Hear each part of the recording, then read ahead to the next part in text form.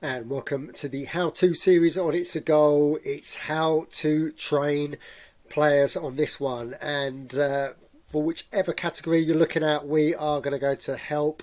I'll always take you there first. And for training, if we look under what's under the squad tab, then we can see it tells you all about squads, yellow cards, red cards, how to manage a squad. And then here's training about halfway down. So, talks about assignments. Different categories of training, talks about importance of rests, intensity schedules, players. These are all things we're going to cover in today's video. So practically speaking, how do I manage players on It's a Goal? Well, if we go to training home, which is the start here, then we can see straight away that on the left gives you the most improved players, and this tells you how much they've improved by. So this is their improvement rating. So they were starting rating was 31 and current rating is 35, so obviously he's improved 4.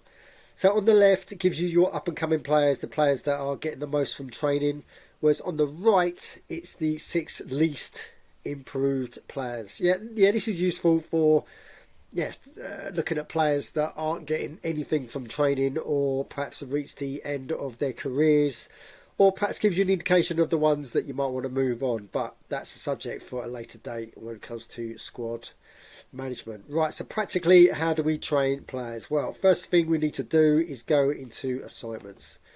And if we pick, who should we pick? We pick Escalante because he was the most improved. So let's go into Escalante.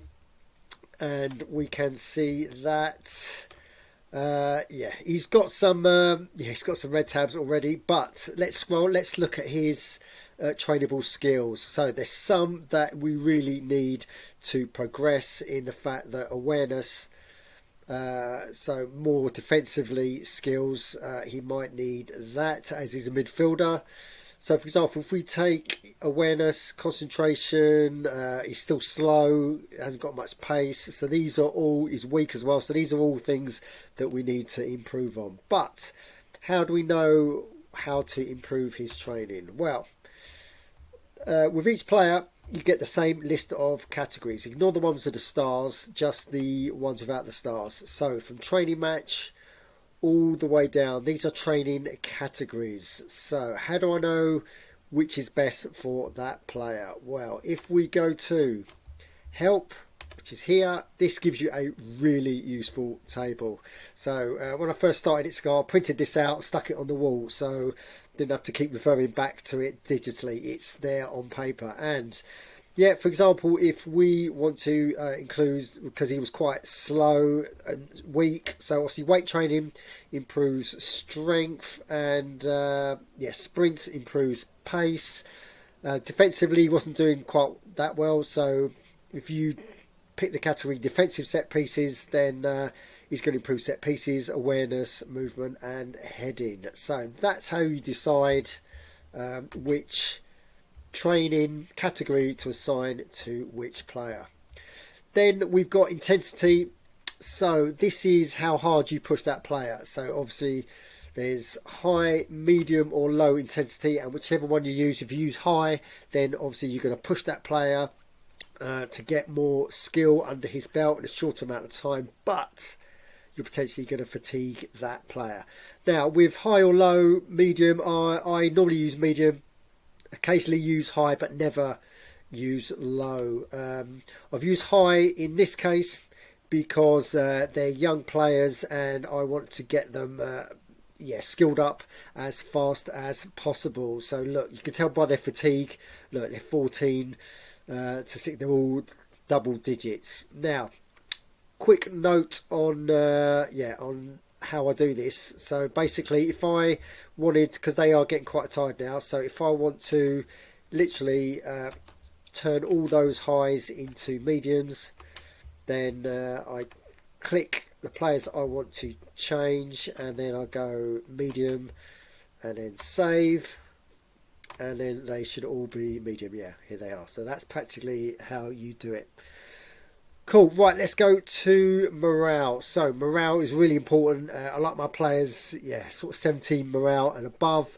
To do that, you have to keep including them in squads, in matches. So reserve matches, get involved in those and keep playing your players regularly.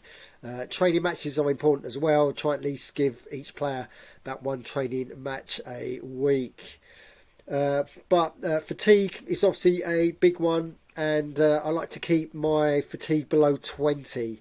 Now, if it gets to between 15 and 20, then I'll start resting that player. The rule I see it is that, for example, if we've got Nketiah, then if he's 16% fatigued, then he'll play 16% less effectively on the pitch. That's how I see it. Okay, fitness-wise, so this basically tells you if there's an injury or whether a player has received a knock. And match fitness is obviously, the fitness of that player ready to play a game of football. So, I like to keep mine, 80 and above, but you can see that Nino's slipped through the net. So that's an indication for me that he needs more game time. So I'll probably arrange a reserve game for him and some others. But so this is how it's going to be into squad selection now. But I would, for example, start to put Karnaz in a team because he's slipping down to 85. So just to get his match fitness up. So if he's called for, he's ready to go. Okay, next, just a quick note. The overall match is basically your skill, so that's the same as that. Right, so we've done assignments. Let's go to schedules. And I think if you've got a free account, then you can set one of these up. So this is the one I set up when I wasn't a subscriber, and basically, if you can edit, you can set a schedule for your players, which will appear in your training category. And basically, if you assign a player to this, then your player is doing these things all the way from Sunday to Saturday. So if you want to, I've called this one all-round schedule for all players. So literally, it's got attack, defence, physical. It's got everything that you need.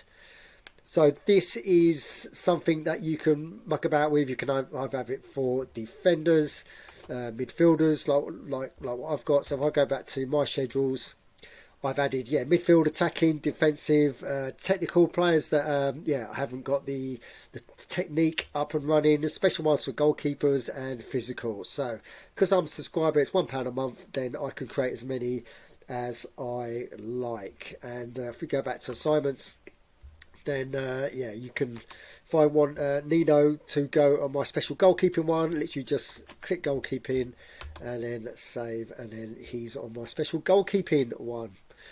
Cool. Right, so next we've got coaches, and coaches is a big one because obviously the abilities of your coach will affect how your players improve. So what I like to look for in a coach is goalkeeping and outfield coaching. So for example, I've got two coaches because one's good at outfield coaching, not so good as goalkeeping.